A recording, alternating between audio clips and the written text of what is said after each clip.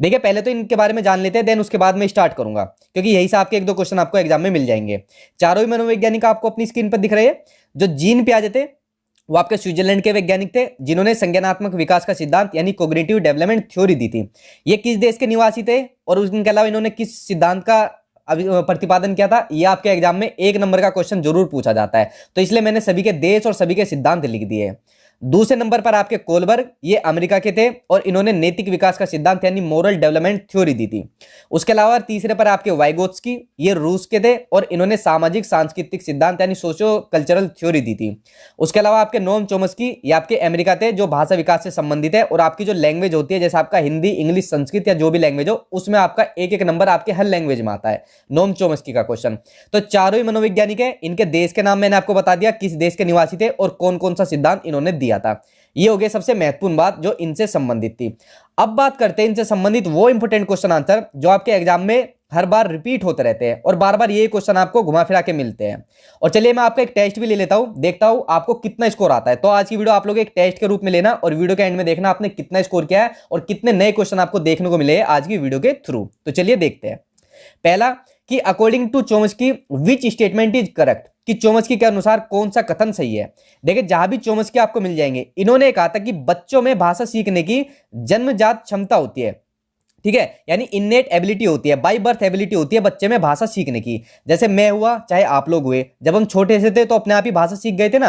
अपने परिवार में जो हमारे भाषा बोली जाती है उसको हम इमिटेशन करके, अनुकरण करके भाषा सीख गए। वही बात बोलते हैं नोम चोम्स्की कि बच्चे में भाषा सीखने की जन्मजात क्षमता होती है। दूसरे इसके अंदर महत्वपूर्ण चीज है, इन्होंने कहा कि बच्चे के अंदर एक डिवाइस होता है, इसका नाम है आपका LAD, कभी कभी इसकी फुल फॉर्म पूछ ली जाती है। इसका नाम है आपका लैंग्वेज एक्विजिशन डिवाइस, कि बच्चे के दिमाग में डिवाइस होता है, इसकी हेल्प से बच्चा किसी भी भाषा को सीख लेता है। ये नोम चोम्स्की के बारे में जरूरी बातें हुई जो आपके एग्जाम में पूछी जाती है।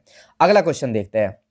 अगला क्वेश्चन आपको दिया हुआ है, देखिए इसके ऊपर तो वेरी वेरी इंपोर्टेंट लगा लेना, यहां से 1 नंबर आपका पक्का आएगा, ठीक है। देखिए पियाजे के अनुसार निम्नलिखित में से कौन सी अवस्था में बच्चा अमूर्त संकल्पनाओं यानी जो एब्स्ट्रैक्ट आपकी कंसेप्ट होते हैं उनके विषय में तार्किक चिंतन करना स्टार्ट कर देता है, यानी कि लॉजिकल थिंकिंग स्टार्ट करना कर देता है। देखिए जीन पियाजे का मैंने आपको बता दिया, संज्ञानात्मक विकास का सिद्धांत दिया था। इसमें इन्होंने विकास की 4 अवस्थाएं बताई थी। पहले नंबर पर थी आपकी सेंसरी मोटर स्टेज, जो कि होती है आपकी जन्म से लेकर 2 साल तक की। दूसरे नंबर पर होती है आपकी प्री ऑपरेशनल स्टेज, जो कि होती है आपकी 2 साल से लेकर 7 साल तक की। तीसरी होती है आपकी कॉन्क्रीट ऑपरेशनल स्टेज, जो कि होती है आपकी 7 साल से लेकर 11 साल। और लास्ट में होती है आपकी फॉर्मल ऑपरेशनल स्टेज, जो कि 11 साल से प्लस की होती है, 11 से 15 साल तक की भी कहीं कहीं दिया हुआ है। तो 4 स्टेज होगी। इनके जो ईयर दिए हुए ये भी आपको पूछा जाता है और इन अवस्थाओं के नाम भी आपके एग्जाम में पूछे जाते हैं। ये तो बात हो गई इन अवस्थाओं की, ठीक है।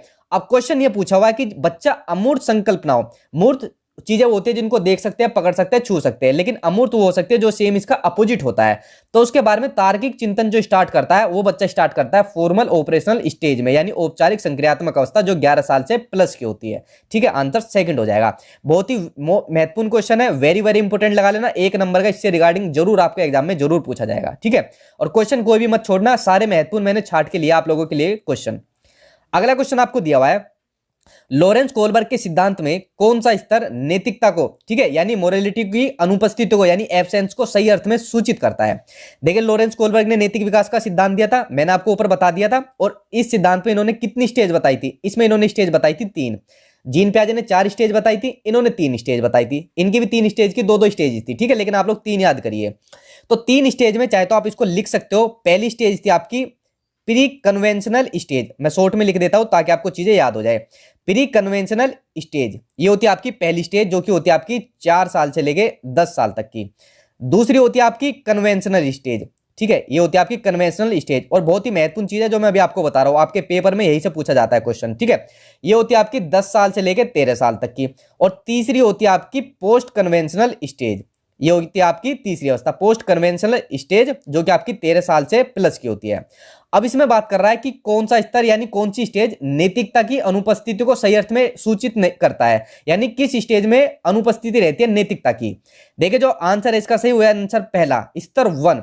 देखो 4 साल से स्टेज आपकी शुरू हो रही है, इसका मतलब जन्म से लेकर 4 साल तक के बच्चे के अंदर आपके नैतिकता होती नहीं है। बच्चों को पता ही नहीं है नैतिकता होती क्या है। बच्चा देखना अपनी मम्मी को भी मारता है, पापा को भी मारता है, घर में जो दादा है उसको भी मारना शुरू कर देता है, उसे पता थोड़ी है कि बड़ों को मारना चाहिए। तो नैतिकता आपके 4 साल तक के बच्चे में नहीं होती, तो आपका लेवल 1 हो जाएगा, स्तर पहला से हो जाएगा। और इन 3 स्टेज को मैंने आपको बता दिया है, ये आपकी तीनों स्टेज दी हुई है, ठीक है।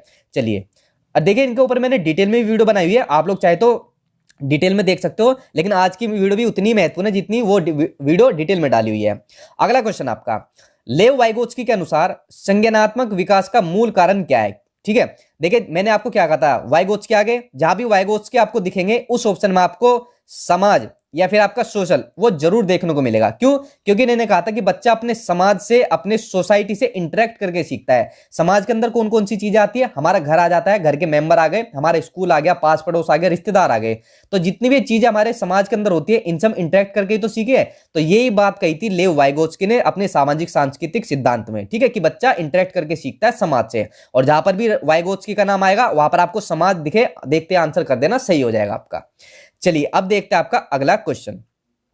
अगला क्वेश्चन आपको दिया हुआ है कि प्याजे के संज्ञानात्मक विकास के चरणों के अनुसार इंद्रिय गामक अवस्था या संवेदी प्रेरक अवस्था या फिर आपकी सेंसरी मोटर स्टेज, जो कि मैंने आपको बताई थी, जो कि होती है आपकी जन्म से लेके 2 साल तक की, वो किसके साथ संबंधित है वो आपको बतानी है। देखिए 2 साल तक का बच्चा क्या क्या चीजें करता है, देखिए वह संबंधित है आपकी आंसर सेकंड, अनुकरण यानी इमिटेशन। इसका मतलब होता है कॉपी करना यानी नकल करना। जैसे जब हम छोटे थे तो अपने घर वालों की कॉपी करके हम लोग अपनी भाषा सीख गए। जैसे नोम चोम्स्की ने कहा था कि भाषा सीखने की जन्मजात क्षमता होती है, तो यही होता है आपका अनुकरण यानी कॉपी करना। तो 2 साल तक का बच्चा चीजें सिर्फ कॉपी करता है, नकल करता है, बाकी अपनी तरफ से कुछ नहीं करता। उसके अलावा दूसरी चीज स्मृति, मेमोरी भी संबंधित होती है। मानसिक निरूपण, मेंटल रिप्रेजेंटेशन, ये भी 2 साल तक के बच्चों के साथ जुड़ा होता है, जहां पर क्या होता है किसी भी एक टॉपिक को दूसरे चीजों से रिलेट करके बताते हैं। जैसे मैंने आपको बताया एग्जांपल कि टीचर ने बच्चों से पूछा कि बताओ जल कितने टाइप का होता है, तो बच्चा क्या काम कहेगा, मैडम जल कितने टाइप का थोड़ी होता है, जल तो जल ही होता है, उसको हम पीते नहीं। फिर टीचर कहेगी कि जल को वर्षा जल भी कहते हैं, भूमिगत जल कहते हैं, समुद्री जल कहते हैं, यानी एक चीज को रिलेट कर दिया दूसरी चीजों के साथ, ठीक है। ये होता है आपका मानसिक निरूपण। तो आंसर आप समझ गए इसका कि अनुकरण, स्मृति और मानसिक निरूपण सेकंड से हो जाएगा सेंसरी मोटर स्टेज में। और देखिए छोटे सा जो बच्चा होता है वो इमिटेट करके चीजें सीखता है, यानी अनुकरण करके सीखता है।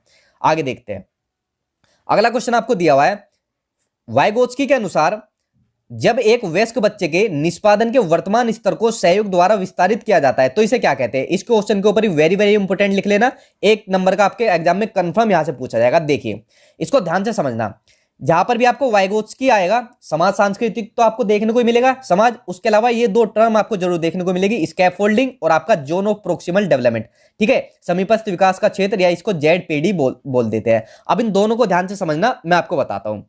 इसमें आपका पहली चीज है स्कैफोल्डिंग। स्कैफोल्डिंग को क्या बोलते हैं? स्कैफोल्डिंग को बोलते हैं टेम्परेरी सपोर्ट, चाहे तो आप इसको लिख सकते हो टेम्परेरी सपोर्ट या फिर टेम्परेरी हेल्प।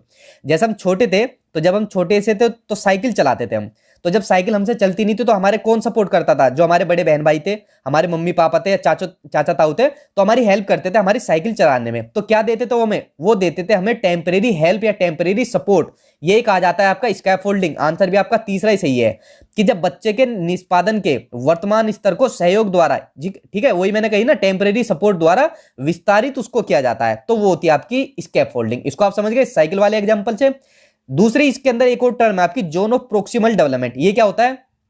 जो वास्तविक विकास का स्तर होता है और जो संभावित विकास का स्तर होता है उसके डिफरेंस को यानी अंतर को बोलते हैं। जैसे कि भाई आपका वास्तविक विकास है इतना 80 नंबर का, भाई सीटेट में या टेट में आपको 90 नंबर चाहिए पास होने के लिए, लेकिन आप लोग लाते हो मान लीजिए 80, 81, 82, 83 इतने तक ले आए, तो ये तो हो गया आपका वास्तविक विकास। संभावित कितना है? मैं आपसे एक बात कहता हूं कि अगर आप लोग मेरी वीडियो सभी तरीके से अच्छी तरीके से देख लोगे, चैनल के साथ जुड़े रहोगे या नोट्स को ले लोगे, तो संभावित विकास मान के चलिए 120 प्लस का आप लोग इजिली स्कोर ला सकते हो, ठीक है।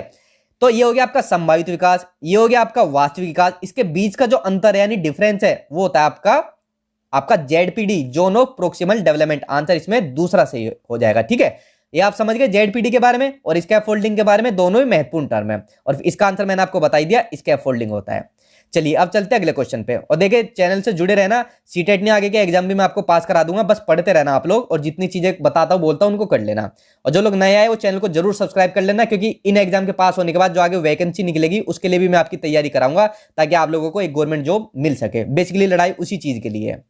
अगला क्वेश्चन है, चोम्स्की के गहरी संरचनाओं यानी जो डीप स्ट्रक्चर है उसके संदर्भ का क्या अर्थ है। देखो नोम चोम्स्की आगे मैंने क्या कहा था कि बच्चे में भाषा सीखने की जन्मजात क्षमता होती है, ये इन्होंने कहा था। एक एलईडी डिवाइस कहा था। और जहां पर भी नोम चोम्स्की देखने को मिलेंगे वहां आपको सार्वभौमिक व्याकरण या फिर यूनिवर्सल ग्रामर, या फिर एक और नाम इसका कहीं कहीं देखने को मिलता है, इसको भी लिख लेना, स्ट्रक्चरल ग्रामर, इसको भी लिख लो, ठीक है। ये वर्ड आपको जरूर देखने को मिलेंगे जहां भी नोम चोम्स्की का आपको मतलब देखने को मिलेगा। जहां पर भी आपको देखने को मिले यूनिवर्सल ग्रामर, स्ट्रक्चरल ग्रामर या फिर सार्वभौमिक व्याकरण, देखते आंसर उसके ऊपर ऑप्शन पे लगा देना, आपका सही होगा, ठीक है। यही आपके ऑप्शन में दिया हुआ है कि सार्वभौमिक व्याकरण सभी भाषाओं और मानव मस्तिष्क की एक जन्मजात क्षमता के अनुरूप अंतर्निहित होते हैं। जन्मजात क्षमता भी आ गई, ठीक है। चलिए अब देखते हैं आपका अगला क्वेश्चन। अगला क्वेश्चन आपको दिया हुआ है, देखो इस क्वेश्चन को ध्यान से पढ़ना, बहुत ही महत्वपूर्ण है। इसमें आपकी एक स्टोरी भी आ रही है जो कि आपकी कोलबर्ग से संबंधित है, कि एक बच्चा तर्क प्रस्तुत करता है कि हिंज को दवाई की चोरी नहीं करनी चाहिए थी। वह दवाई जो उसकी पत्नी की जान बचाने के लिए जरूरी थी। हिंज ने चोरी कर ली थी ना, उसकी पत्नी की तबीयत खराब थी, तो जिसने दवाई बनाई थी वो दे नहीं रहा था कि भाई मैंने आविष्कार किया था, मैं क्यों तुमको दूं, मैं तो उसको ज्यादा रेट पर दूंगा, तुम्हें फ्री में दे देगी तो मेरा तो नुकसान हो जाएगा, ठीक है। तो ये उसमें पूछा है कि क्योंकि यदि वो ऐसा करता है तो उसे पकड़ा जाएगा और जेल भेज दिया जाएगा। यहां पर हिंज ये सोच रहा है, ठीक है। तो कोलबर्ग के अनुसार बच्चा नैतिक समझ की किस अवस्था के अंतर्गत आता है। देखिए यहां पर क्या सोच रहा है बच्चा कि अगर उसने हिंज ने चोरी की तो उसको जेल में जाना पड़ेगा। और जो आपकी स्टेज मैंने आपको बताई थी, प्री कन्वेंशनल स्टेज, 4 साल से लेकर 10 साल तक का बच्चा, उसी की आपकी एक सब स्टेज होती है दंड एवं आज्ञा पालन अभिविन्यास, ठीक है। इसमें बच्चा की जो नैतिकता होती है वो आपकी सजा पर या फिर आपके आज्ञा पालन पर निर्भर होती है, आधारित होती है। कि जब हिंज ने चोरी की तो बच्चे ने सोचा कि अगर वह चोरी करेगा तो उसको क्या मिलेगी, उसको सजा मिलेगी, ठीक है। तो आंसर इसमें आपका सी हो जाएगा, फोर्थ हो जाएगा। ये आपकी प्री कन्वेंशनल स्टेज की एक सब स्टेज है। चलिए अब देखते हैं अगला क्वेश्चन। अगला क्वेश्चन आपको कि प्याजे के अनुसार विशिष्ट मनोवैज्ञानिक संरचनाओं यानी अनुभव से सही अर्थ निकालने के व्यवस्थित तरीकों को क्या कहा जाता है। तो देखो इसको कहा जाता है स्कीमा, ठीक है। अब स्कीमा के बारे में महत्वपूर्ण चीज है जो आपको क्वेश्चन में बता दी। अब स्कीमा को आप लोग ऐसे समझ सकते हो कि वो एक्टिविटीज जो हमारे माइंड द्वारा हमारी बॉडी करती है। जैसे अभी आप लोगों ने क्या काम किया होगा, अभी आप लोगों के हाथ में अपना एक मोबाइल होगा, इस मोबाइल में आप लोग मेरी वीडियो देख रहे हो। अब आपके माइंड में क्या चीज चल रही है कि अपने हाथ से आपने मोबाइल को पकड़ा हुआ है। अगर अपने माइंड में ये चीज नहीं होगी तो मोबाइल छूट जाएगा आपके हाथ से। या फिर जैसे मान लीजिए आपकी तरफ को कोई बॉल फेंके कि ले पकड़ो, तो आप बॉल को अगर माइंड के अकॉर्डिंग हमारे हाथ पैर सही चलेंगे तो हम लोग क्या काम करेंगे, बॉल को पकड़ लेंगे, वरना तो हमारे सर पर ही आके लगेगी, ठीक है।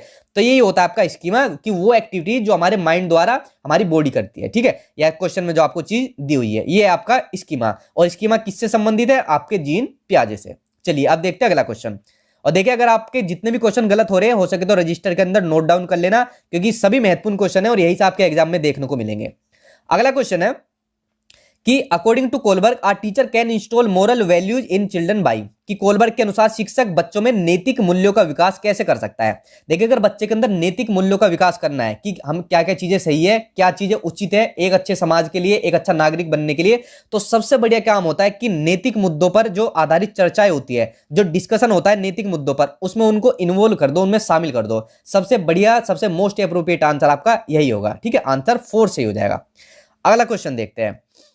अगला क्वेश्चन आपका कि वाइगोस्की के सिद्धांत में विकास के निम्नलिखित में से कौन से पहलू की उपेक्षा की जाती है, किसको नेग्लेक्ट किया जाता है। देखिए वाइगोस्की आ गए, तो मैंने कहा था जहां भी वाइगोस्की आएगा वहां पर आपको समाज जरूर देखने को मिलेगा। समाज के साथ साथ आपको संस्कृति भी देखने को मिल रही है, क्योंकि इन्होंने सामाजिक सांस्कृतिक सिद्धांत दिया था। उसके अलावा आपकी भाषा भी आपकी क्या होती है, समाज के अंदर होती है, भाषा समाज के अंदर ही सीखी जाती है। लेकिन बायोलॉजिकल आपका नहीं होगा, यानी जैविक आपका वाइगोस्की से संबंधित नहीं है। तो आंसर इसमें आपका जो सही हो जाएगा जैविक यानी बायोलॉजिकल सही हो जाएगा। ये तीनों ही चीज आपके वाइगोस्की से जुड़ी हुई है, ठीक है। इन तीनों को भी देख लेना। चलिए अब देखते हैं अगले क्वेश्चन पर। और सभी महत्वपूर्ण क्वेश्चन है आपके, सीधे सीटेट यूपीटेट नहीं, आपकी टीचिंग वैकेंसी में भी यही से क्वेश्चन पूछे गए हैं, इसलिए इतने इंपॉर्टेंट क्वेश्चन है आप लोगों के लिए। अगला क्वेश्चन आपका कि अकॉर्डिंग टू पियाजे यानी पियाजे के अनुसार बच्चों का चिंतन वयस्कों से यानी जो बड़े होते हैं डैश में भिन्न होता है बजाय डैश के। देखिए पियाजे यहां पर बोलते हैं कि जो बच्चों का चिंतन होता है यानी जो बच्चा चीजें सोचता है, जो बड़े होते हैं तो उनमें भाई प्रकार में भिन्न होता है। जो बड़े होते हैं जैसे हम लोग हुए वो अलग टाइप से सोचते हैं, छोटा बच्चा वो अलग टाइप से सोचेगा, ठीक है। उसके अलावा मात्रा में नहीं होता, ये आपके सिर्फ प्रकार में भिन्न होता है बजाय मात्रा के। मात्रा का फर्क थोड़ी है कि किसकी क्वांटिटी कितनी है, क्वांटिटी के बेस पर पता थोड़ी चलेगा। तो मात्रा में नहीं होता, प्रकार में भिन्न होता है। बड़ों का चिंतन थोड़ा ज्यादा होता है, बच्चों का कम होता है। दोनों के सोचने की जो एबिलिटी है वो भी अलग अलग होती है। ठीक है, आंसर तीसरा सही हो जाएगा। अगला क्वेश्चन देखते हैं। अगला क्वेश्चन आपका कि डैश के विचार से बच्चे सक्रिय ज्ञान निर्माता तथा नन्हे वैज्ञानिक है जो संसार के बारे में अपने सिद्धांतों की रचना करते हैं। ये आपके किसने कहा था? तो देखिए ये कहा था आपके जीन पियाजे ने। ये कई बार क्वेश्चन आपका रिपीट हुआ है आपके कई एग्जाम में। ठीक है, तो जीन पियाजे के विचार थे, इन्होंने कहा था, जो आपको स्टेटमेंट दी हुई है। आपको सिर्फ एज इट इज याद करनी है। चलिए अब देखते हैं अगला क्वेश्चन। अगला क्वेश्चन आपको दिया हुआ है कि कोलबर्ग के सिद्धांत के पूर्व परंपरागत स्तर के अनुसार, यानी यहां पर कौन सी स्टेज आ गई? प्री कन्वेंशनल लेवल आ गया, पहली स्टेज आ गई। कोई नैतिक निर्णय लेते समय एक व्यक्ति निम्नलिखित में से किस तरफ प्रवृत्त होगा? यानी मोरल डिसीजन लेना है एक व्यक्ति को, तो वो बताना किस तरफ प्रवृत्त होगा। तो देखिए वो होगा आपका अंतर्निहित संभावित दंड में। आंसर आपका 4 से हो जाएगा कि अगर चोरी की तो उसको सजा मिलेगी, जो हिंज वाली स्टोरी में कहा गया है। आगे देखते हैं आपका अगला क्वेश्चन।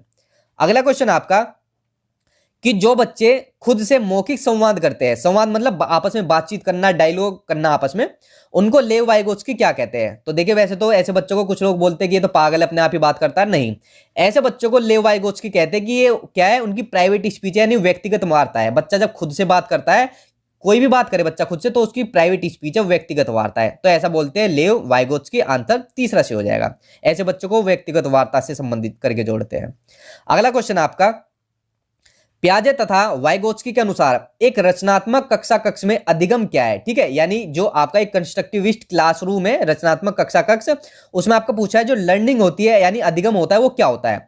तो देखिए आंसर है इसमें आपका 4 कि शिक्षार्थियों द्वारा स्वयं सर्जित किया जाता है, यानी खुद से क्रिएट किया जाता है, जो एक सक्रिय भूमिका निभाते हैं। ठीक है, एक एक्टिव रोल निभाते हैं। आंसर इसमें आपका 4 से हो जाएगा। इन दोनों ही मनोवैज्ञानिक के अनुसार ये आपका रचनात्मक कक्षा कक्ष में अधिगम के बारे में चीज है। अगला क्वेश्चन देखते हैं। अगला क्वेश्चन आपका कि किसी वस्तु के स्थायित्व की अवधारणा, यानी यहां पर बात हो रही है ऑब्जेक्ट परमानेंस की, पियाजे के विकास के किस चरण में होता है? पहले तो आप जान लीजिए ऑब्जेक्ट परमानेंस यानी जो आपका वस्तु स्थायित्व होता है किसको बोलते हैं।